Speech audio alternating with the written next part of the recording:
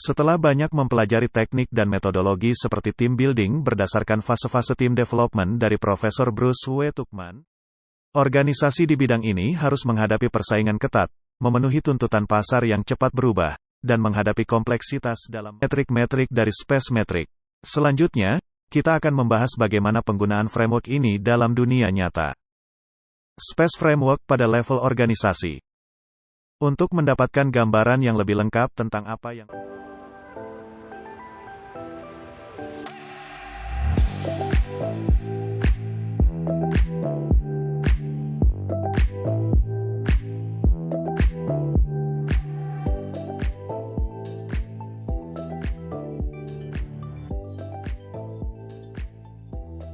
Selamat datang kembali di channel kami, The Legend Programmer. Saya, Mr. AI ditugaskan oleh Kang Legend, hari ini untuk menjelaskan dan memecahkan rahasia meningkatkan produktivitas software developer dengan Space Metrics.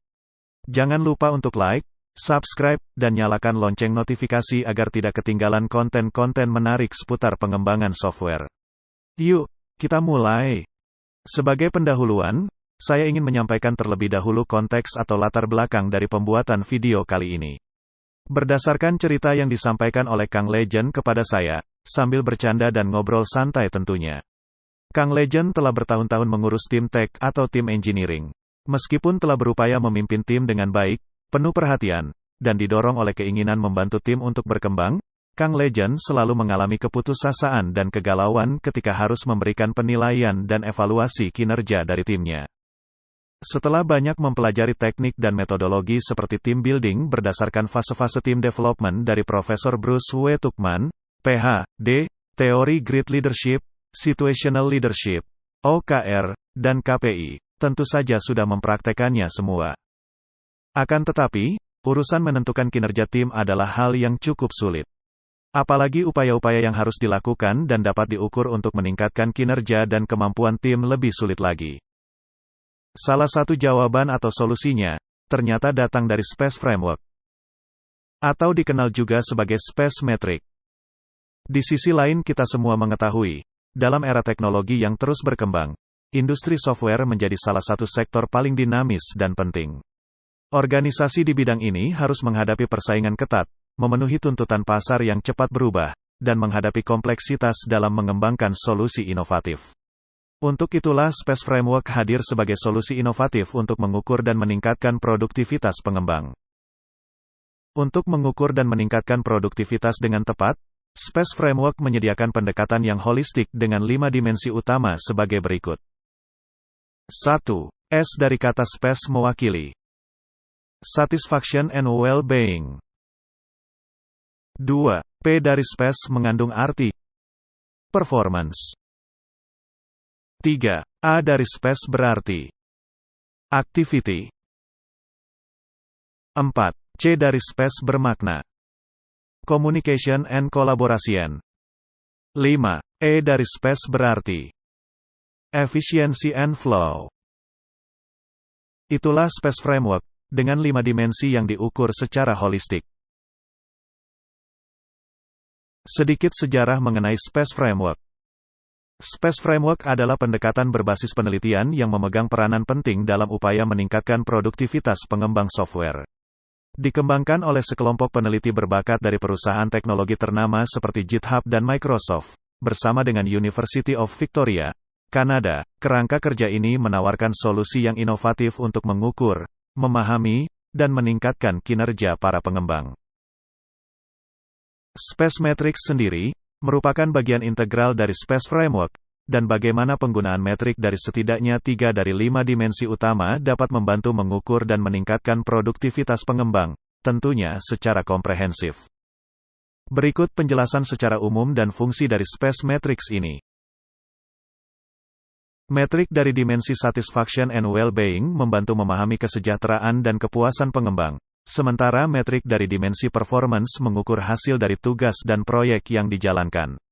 Aktivitas pengembang dapat diukur melalui metrik dalam dimensi activity, dan metrik dalam dimensi communication and collaboration mengungkap sejauh mana kolaborasi antara anggota tim berjalan efisien. Terakhir, Dimensi efisiensi and flow mengukur sejauh mana pengembang dapat bekerja tanpa hambatan dan pemborosan waktu. Dengan Space Matrix, organisasi dapat mengevaluasi produktivitas pengembang secara menyeluruh dan memperoleh wawasan berharga untuk meningkatkan kinerja tim. Dengan pemahaman yang lebih baik tentang kepuasan dan kesejahteraan pengembang, efisiensi proses, kolaborasi tim, dan aliran kerja, organisasi dapat mengidentifikasi area di mana perbaikan dapat dilakukan untuk mencapai produktivitas yang lebih tinggi dan menciptakan lingkungan kerja yang sukses dalam dunia yang terus berubah ini. Melalui pendekatan berbasis penelitian yang inovatif ini, Space Framework memberikan solusi yang relevan dan aplikatif bagi organisasi untuk meraih keunggulan kompetitif dalam industri software yang kompetitif dan dinamis.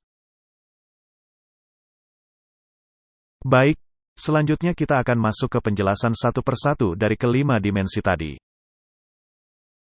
Pertama, kita bahas mengenai dimensi satisfaction and well-being atau kepuasan dan kesejahteraan. Dimensi pertama, satisfaction and well-being, menyoroti pentingnya kebahagiaan dan kesejahteraan pengembang dalam lingkungan kerja mereka. Untuk mengukur dimensi ini, beberapa metrik yang dapat digunakan adalah survei kepuasan kerja, tingkat kehadiran, tingkat pergantian karyawan, dan waktu respon untuk memecahkan masalah kesehatan mental dan fisik. Melalui metrik ini, organisasi dapat menilai sejauh mana pengembang merasa dihargai, didukung, dan termotivasi dalam pekerjaan mereka. Berikut penjelasan lebih dalam untuk mengukur tingkat kepuasan dari tim. Kepuasan karyawan, ENPS dan pemeriksaan kesehatan tim. Employee Net Promoter Score, atau ENPS, adalah metrik yang digunakan untuk mengukur sejauh mana karyawan akan merekomendasikan tempat kerjanya kepada orang lain. Biasanya, ENPS didapatkan dengan mengajukan satu pertanyaan, dalam skala 0 hingga 10. Seberapa besar kemungkinan Anda merekomendasikan perusahaan ini sebagai tempat kerja? Karyawan yang memberikan skor tinggi, 9 dan 10, dianggap sebagai promoter, sedangkan yang memberikan skor rendah, 0-6, dianggap sebagai detrektor. Nilai ENPS dihitung dengan mengurangi persentase detrektor dari persentase promoter. Pemeriksaan kesehatan tim, di sisi lain, adalah penilaian berkala yang dilakukan di dalam tim pengembangan untuk mengevaluasi kesejahteraan dan kepuasan mereka secara keseluruhan. Pemeriksaan ini mungkin mencakup berbagai pertanyaan kualitatif dan kuantitatif tentang kerja tim, komunikasi, beban kerja, dan semangat kerja. Menganalisis hasil pemeriksaan kesehatan tim membantu mengidentifikasi area yang perlu ditingkatkan dan dapat menyebabkan langkah-langkah konkret untuk meningkatkan kepuasan dan kesejahteraan tim. Dalam praktiknya, kita bisa bekerja sama dengan Departemen HR, karena mereka sudah terbiasa melakukan survei kepuasan karyawan. Anda juga, sebagai manajer dari tim engineering atau pemimpin teknik, bisa melakukan sedikit improvisasi dengan menghitung kepuasan departemen Anda sendiri. Namun, semua survei ini hanya menjadi gimmick atau layanan sekilas belaka. Ketika hasil survei tidak pernah ditindaklanjuti oleh kebijakan perusahaan atau di mana jajaran BOD tidak pernah menggunakan data hasil survei dengan benar. Banyak sekali cerita di mana survei-survei dilakukan tetapi kesejahteraan karyawan dan tingkat kepuasan tetap rendah. Sebuah ironi emang. Selanjutnya metrik dari Satisfaction and Well-being adalah mengukur keseimbangan investasi atau jumlah KTLO. KTLO merupakan singkatan dari Keeping the Light On, yang mengacu pada upaya pemeliharaan dan dukungan yang diperlukan untuk menjaga sistem dan aplikasi yang sudah ada berjalan dengan lancar. Penting untuk mencapai keseimbangan antara alokasi sumber daya untuk pengembangan fitur baru, inovasi, dan pemeliharaan sistem yang sudah ada. Terlalu banyak investasi di KTLO dapat menghambat inovasi, sedangkan terlalu sedikit dapat menyebabkan hutang teknis dan mengurangi kepuasan pengembang. Mengukur jumlah KTLO yang dihabiskan dibandingkan dengan investasi dalam proyek pengembangan baru memberikan wawasan tentang fokus organisasi terhadap inovasi dan memastikan bahwa para pengembang tidak terlalu sibuk dengan tugas-tugas pemeliharaan yang berkelanjutan. 3. Metrik yang bisa kita hitung untuk mengetahui kepuasan adalah burnout dan keterlibatan. Burnout adalah kondisi kelelahan emosional, fisik, dan mental yang dihasilkan dari stres berlebihan dan berkepanjangan. Di sisi lain, keterlibatan merujuk pada semangat dan komitmen karyawan terhadap pekerjaan mereka. Baik burnout maupun keterlibatan memainkan peran penting dalam kesejahteraan dan produktivitas para pengembang. Metrik terkait burnout dapat mencakup tingkat absensi, perputaran karyawan, atau survei yang menilai perasaan kelelahan dan stres di kalangan tim pengembangan. Sebaliknya, keterlibatan dapat diukur melalui survei untuk mengukur antusiasme karyawan terhadap pekerjaan, kesiapan untuk berkontribusi di luar tuntutan pekerjaan mereka, dan perasaan mereka terhubung dengan tujuan organisasi. Dengan memantau metrik-metrik ini, organisasi dapat mengidentifikasi tanda-tanda awal burnout dan mengambil langkah-langkah proaktif untuk mendukung kesehatan mental dan kesejahteraan karyawan. Selain itu, meningkatkan keterlibatan di antara para pengembang dapat mengarah pada peningkatan produktivitas, kerjasama yang lebih baik, dan lingkungan kerja yang positif. Selanjutnya, kita bahas dimensi kedua, yaitu performance atau kinerja. Performance adalah dimensi kedua dalam Space Matrix yang mengukur hasil dari sistem atau proses pengembangan perangkat lunak. Metrik yang dapat digunakan dalam dimensi ini termasuk waktu penyelesaian proyek, tingkat keberhasilan proyek, tingkat kesalahan, dan kualitas produk yang dihasilkan. Dengan mengukur kinerja secara akurat, organisasi dapat mengidentifikasi area di mana pengembang perlu bantuan atau pelatihan tambahan untuk meningkatkan kualitas dan keberhasilan proyek. Seharusnya ini adalah area keahlian dari para pemimpin teknik. Kalian dapat menambahkan metrik-metrik berdasarkan pengalaman. Ternyata, metrik tersebut langsung terhubung dengan kualitas aplikasi yang dihasilkan. Bagi saya sendiri, saya biasanya menambahkan atribut kualitas seperti availability, skalabilitas, reliabilitas, dan kinerja aplikasi ke dalam kualitas dari produk. Plus, security yang terkadang sangat terlupakan. Kualitas atribut ini akan berbeda tergantung dari arsitektur yang digunakan. Untuk microservice, biasanya saya menambahkan atribut-atribut dari Reactive Manifesto, sebagai matriks dari kualitas produk atau aplikasi yang dihasilkan. Berikut adalah beberapa contoh metrik untuk mengukur tingkat kinerja dari tim. Tidak semuanya, tapi saya rasa cukup mewakili untuk mengukur kinerja dari tim developer.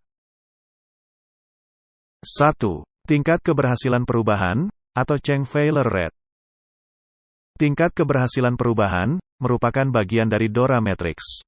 Metrik ini mengukur seberapa sering perubahan yang diterapkan di lingkungan pengembangan menyebabkan kegagalan atau masalah. Change failure rate dapat dihitung dengan membagi jumlah perubahan yang gagal dengan total jumlah perubahan yang diterapkan dalam periode waktu tertentu. Tingkat keberhasilan perubahan yang tinggi menunjukkan kemampuan tim pengembangan untuk menerapkan perubahan dengan efektif. Sementara tingkat yang rendah dapat mengindikasikan adanya masalah dalam proses pengembangan. Selanjutnya adalah keseimbangan investasi atau KTLO. Sama seperti pada pembahasan pada dimensi pertama, yaitu kepuasan dari karyawan. Keseimbangan antara inovasi dan pemeliharaan aplikasi, ternyata akan berdampak secara tidak langsung pada performa atau kinerja dari tim engineering. Keseimbangan tersebut akan menghasilkan aplikasi kita tetap ditingkatkan, melalui pemeliharaan, dan tim engineering juga meningkatkan ketertarikan dan performanya karena mereka selalu memiliki ruang untuk belajar hal baru yang menantang. Ketiga, yang masuk juga sebagai matriks dari dimensi kedua, adalah kepuasan pelanggan. Metrik ini mengukur sejauh mana pelanggan puas dengan produk atau layanan yang ditawarkan oleh perusahaan. NPS didapatkan dengan mengajukan pertanyaan sederhana kepada pelanggan, seperti, seberapa besar kemungkinan Anda merekomendasikan produk, layanan kami kepada orang lain? Jawaban diberikan dalam skala 0 hingga 10. Pelanggan yang memberikan skor 9-10 dianggap sebagai promotor, sedangkan yang memberikan skor 0-6 dianggap sebagai detraktor. NPS dihitung dengan mengurangi persentase detraktor dari persentase promotor. Tingkat NPS yang tinggi menunjukkan tingkat kepuasan pelanggan yang baik, sementara tingkat yang rendah menandakan perlu adanya perbaikan dalam produk atau layanan. Selanjutnya keandalan atau reliability. Metrik ini mengukur sejauh mana sistem atau produk yang dikembangkan dapat berfungsi dengan baik dan konsisten tanpa adanya kegagalan atau masalah. Keandalan dapat diukur dengan menggunakan metrik seperti waktu rata-rata antara kegagalan, mean time between failures, MTBF. Atau waktu rata-rata untuk memperbaiki masalah, mean time to repair, MTTR. Keandalan yang tinggi menunjukkan tingkat kualitas dan ketahanan produk yang baik, yang dapat meningkatkan kepercayaan pelanggan. Dimensi ketiga, activity atau aktivitas. Dimensi ketiga adalah activity, yang mencerminkan kuantitas pekerjaan yang diselesaikan oleh para pengembang. Metrik yang relevan dalam dimensi ini termasuk produktivitas pembuatan kode, jumlah kode yang ditulis per unit waktu, tingkat penyelesaian tugas, dan penggunaan alat pengembangan. Mengukur aktivitas membantu organisasi memahami sejauh mana para pengembang berkontribusi dalam proyek dan melacak kemajuan mereka dalam menyelesaikan tugas-tugas yang ditugaskan.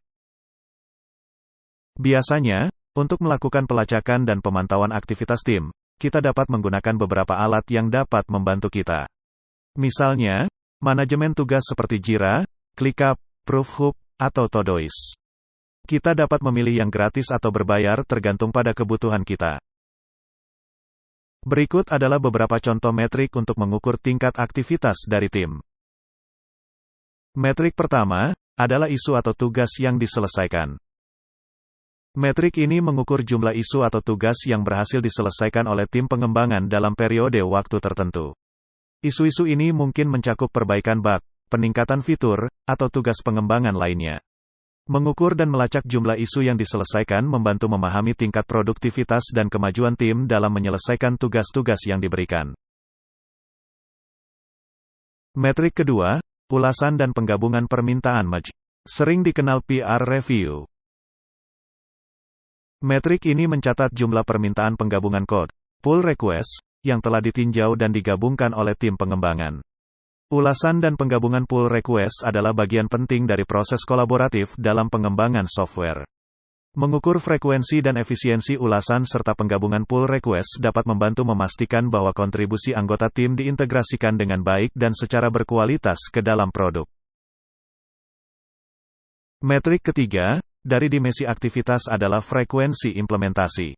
Mari kita bahas. Deployment frekuensi merupakan DORA metrik juga.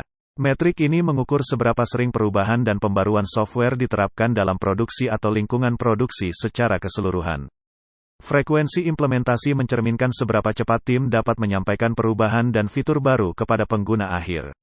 Tingkat frekuensi implementasi yang tinggi menunjukkan kelenturan atau agility dari tim dan kemampuan untuk merespons kebutuhan bisnis atau pengguna dengan cepat. Itulah metrik-metrik dari dimensi ketiga activity. Rata-rata, merupakan DORA metrik. Dengan menggunakan metrik ini kita dapat mengetahui, menilai, dan mengevaluasi kinerja tim dengan baik dan benar. Selanjutnya kita bahas dimensi keempat, komunikasi dan kolaborasi.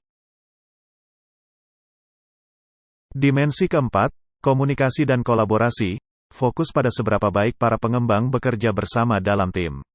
Metrik yang relevan dalam dimensi ini meliputi frekuensi komunikasi tim, keefektifan pertemuan, dan kerjasama dalam mengatasi masalah.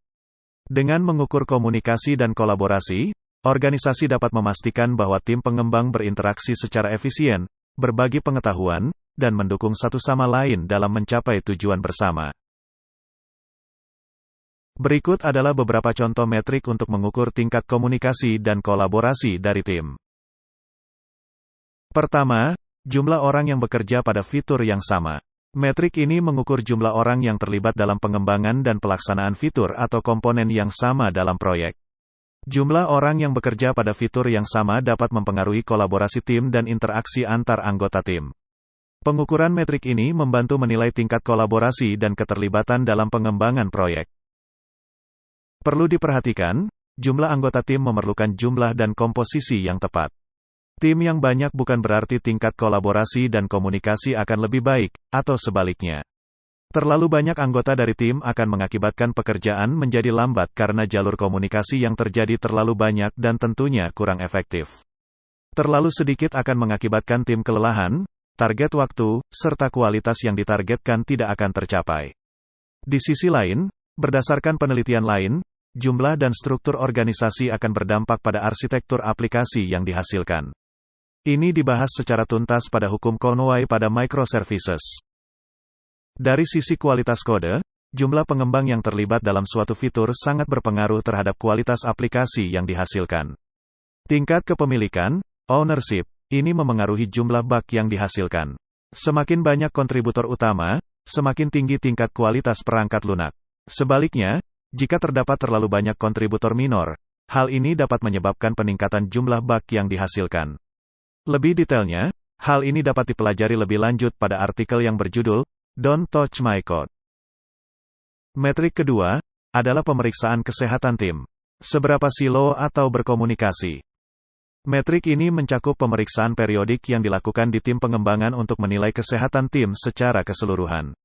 Pemeriksaan ini dapat mencakup evaluasi untuk mendeteksi adanya silo antara tim atau anggota tim, serta tingkat efektivitas komunikasi di antara mereka.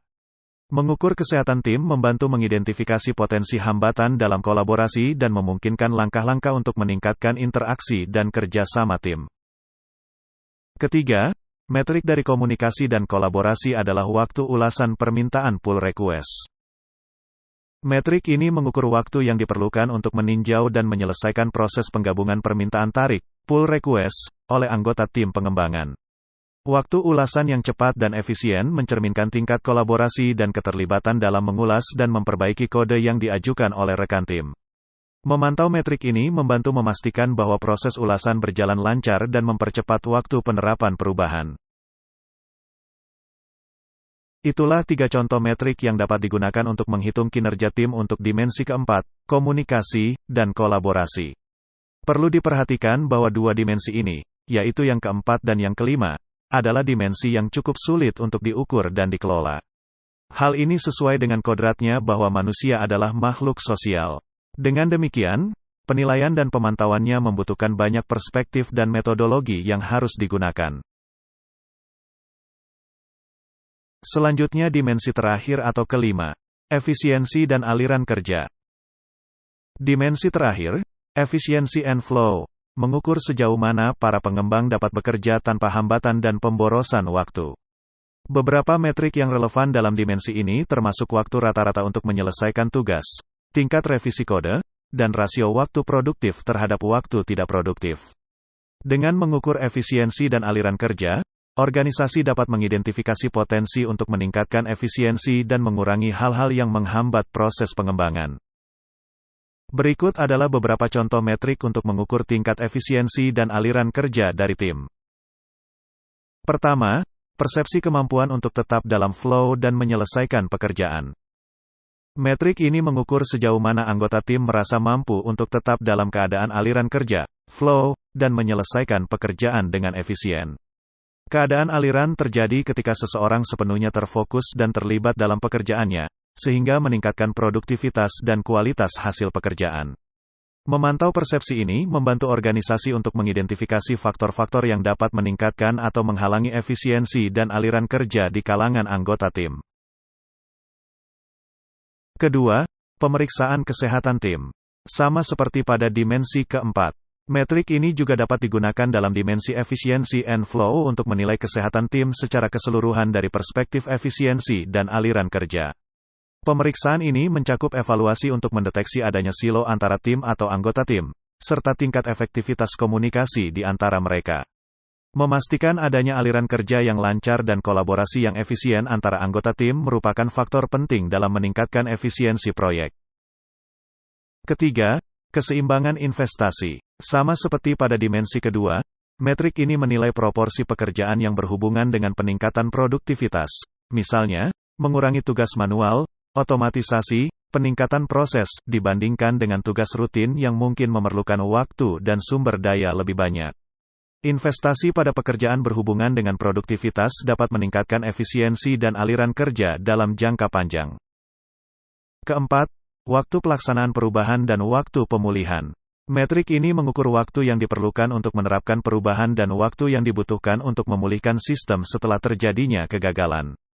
Mengukur waktu ini membantu organisasi memahami efisiensi proses pengembangan dan pemulihan, serta memungkinkan identifikasi dan tindakan perbaikan pada bagian-bagian proses yang mempengaruhi aliran kerja dan produktivitas. Metrik ini termasuk DORA metrik juga. Kelima, waktu siklus story atau isu. Metrik ini mengukur waktu yang dibutuhkan untuk menyelesaikan siklus story atau isu, mulai dari pengajuan hingga implementasi atau pengerjaan selesai. Memantau waktu siklus story atau isu membantu mengidentifikasi potensi hambatan atau perbaikan yang dapat meningkatkan aliran kerja dan efisiensi dalam penyelesaian tugas-tugas. Itulah metrik-metrik dari Space Metric. Selanjutnya, kita akan membahas bagaimana penggunaan framework ini dalam dunia nyata. Space Framework pada level organisasi. Untuk mendapatkan gambaran yang lebih lengkap tentang apa yang terjadi di dalam organisasi Anda, kerangka kerja Space menyarankan Anda untuk memilih metrik terpisah untuk masing-masing 3 tingkatan organisasi berikut. 1. Individu. Tingkat individu mencakup pengukuran kinerja dan produktivitas setiap anggota tim atau karyawan secara individual. Metrik pada tingkat ini dapat mencakup kepuasan kerja individu, tingkat kehadiran, produktivitas individu, dan kualitas hasil pekerjaan yang dihasilkan oleh masing-masing individu. Tingkat individu membantu untuk memahami kontribusi dan efektivitas setiap anggota tim dalam lingkungan kerja. 2. Tim atau kelompok. Tingkat ini mencakup pengukuran kinerja dan produktivitas dari kelompok orang yang bekerja bersama dalam sebuah tim atau unit kerja. Metrik pada tingkat ini fokus pada efisiensi kolaborasi antar anggota tim, tingkat komunikasi, dan kemampuan tim untuk mencapai tujuan bersama. Beberapa metrik di tingkat ini dapat mencakup keberhasilan proyek tim, frekuensi pertemuan tim, dan tingkat keterlibatan dan partisipasi dari masing-masing anggota tim. 3. Sistem. Tingkat sistem mencakup pengukuran kinerja dan produktivitas dari seluruh alur kerja atau sistem yang mencakup berbagai tim dan departemen dalam organisasi. Ini mencakup alur kerja dari awal hingga akhir, seperti jalur pengembangan produk dari desain hingga produksi, serta alur kerja lainnya yang melibatkan banyak tim dan proses. Metrik pada tingkat ini dapat mencakup waktu siklus proyek, efisiensi proses, dan kecepatan penerapan perubahan. Dengan memperhatikan ketiga tingkatan organisasi ini, Space Framework membantu organisasi untuk memperoleh wawasan yang lebih lengkap tentang bagaimana kinerja dan produktivitas di seluruh organisasi berkontribusi terhadap pencapaian tujuan strategis secara keseluruhan. Dengan pemahaman yang komprehensif tentang setiap tingkatan ini, organisasi dapat mengidentifikasi area perbaikan dan mengambil tindakan untuk meningkatkan efisiensi dan kesuksesan proyek secara menyeluruh. Demikian, sahabat-sahabat para pemimpin rekayasa. Semoga pembahasan mengenai Space Framework ini bermanfaat dan dapat menambah wawasan kita, terutama dalam mengelola tim, khususnya tim teknologi. Oh ya, kami memiliki berita gembira, programmer legendaris melalui The Legend Foundation membuka kesempatan untuk bergabung di Discord kami. Informasi lebih lanjut dapat dilihat di situs web kami atau pada deskripsi. Kami juga menyediakan layanan bootcamp teknologi yang menarik dan menantang serta keanggotaan premium. Jangan lupa cek website kami karena kami akan menyediakan link template untuk Space Metric ini agar para pemimpin dapat bereksperimen menggunakan framework-nya. Terima kasih, selamat berjumpa kembali.